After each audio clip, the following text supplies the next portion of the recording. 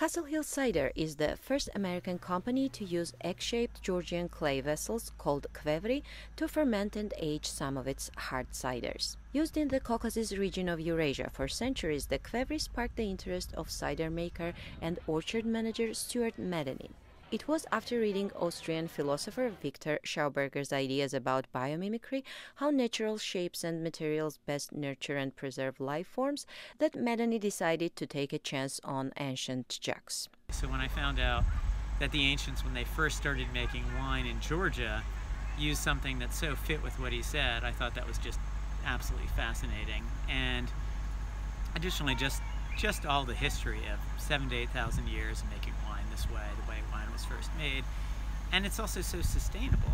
He found handmade kvevri makers on a website and ordered 9, only one of them cracked during shipping. Today, Castle Hill produces a cider called Levity, one of its most popular, using Georgian winemaking techniques. Medenin thinks it was worth taking the risk. It just has a different feel to it. It's sort of got this subtle complexity from all this sort of broader community of microorganisms at play that's unlike any other cider I've ever had. Still, every year is an experiment with it, and every kvevri is different than the one next to it, despite the fact we put the same juice in. You know, it comes out very different. The vast Castle Hill estate was established in 1764 and is listed in the National Register of Historic Places. Dr. Thomas Walker originally owned the estate, and he was a guardian and mentor for Thomas Jefferson, one of our presidents of the United States. Operations Director Craig Moore says Castle Hill now produces 7,700 cases of cider a year from an orchard with almost 30 varieties of apples.